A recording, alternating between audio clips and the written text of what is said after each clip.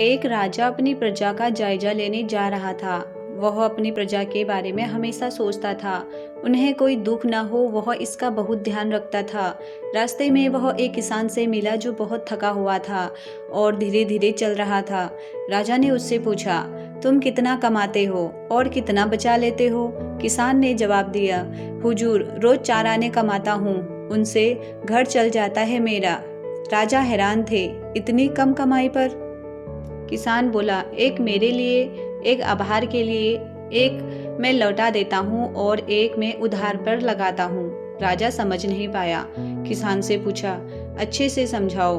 किसान ने बताया, एक भाग मैं अपने ऊपर लगा देता हूँ, एक भाग आभार के लिए, यानी कि मैं अपनी पत्नी को दे देता हूँ क्योंकि घर का सारा काम उसी के दम पर होता है, और एक मैं लौटा देता हूँ, यानी कि मैं अपने बुजुर्ग माता पिता के पैरों में चढ़ा आता हूँ जिन्होंने मुझे इस काबिल बनाया और रोजी रोटी कमाना सिखाया। और एक उधार पर लगाता हूँ, यानी अपने बच्चों पर खर्च कर देता हूँ क्योंकि उनमें मुझे अपना भविष्य नजर आता है। राजा खुश हो गए और बोले, तुमने कितनी अच्छी पहेली बुझाई, मान गई तुम्हें मेरे भाई, पर इस उत्तर को तुम रखना राज, जब तक कि मेरा चेहरा देख न लो 100 बार। किसान बोला, हाँ, मैं बिल्कुल राज रखूंगा और आपका कहा मानूंगा। उसी दिन शाम को राजा ने पहेली दरबारियों के सामने रखी। सुनकर सबकी सिट्टी पिट्टी गुम हो गई। राजा ने कहा, यह एक किसान का जवाब है। तुम तो दरबारी हो, तुम सब बुद्धिमान हो, कोई जवाब नहीं दे सका। पर एक दरबारी ने हिम्मत जुटाकर कहा, महाराज, अगर मुझे समय मिलेगा तो मैं जवाब ढूंढकर आपको बता दूंगा। दरबारी किसान को ढूंढने के लिए निकल पड़ा।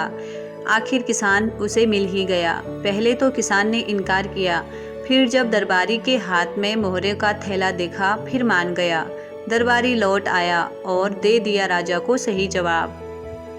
राजा समझ गए कि तोड़ा है किसान ने उनका विश्वास। राजा ने किसान को बुलवाया और भरोसा तोड़ने का कारण पूछा। राजा ने कहा, किसान से, याद करो मैंने क्या कहा था, जब तक कि मेरा चेहरा 100 बार नहीं देख लेते तब तक जवाब मत देना। तुम कैसे भूल गए? किसान बोलता है, नहीं नहीं महाराज, मैंने अपना वादा पूरी तरह से निभाया है।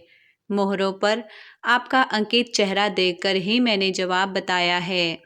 राजा को उसकी बात एक बार फिर से भाई। थैले भर मोहरे किसान ने फिर से पाई। देखा आप लोगों ने किसान की चतुराई। Thank you. अगर आपको पसंद आया हो तो प्लीज़ मुझे कमेंट जरूर कीजिए और मेरी वीडियो को लाइक कीजिए और चैनल को सब्सक्राइब कीजिए।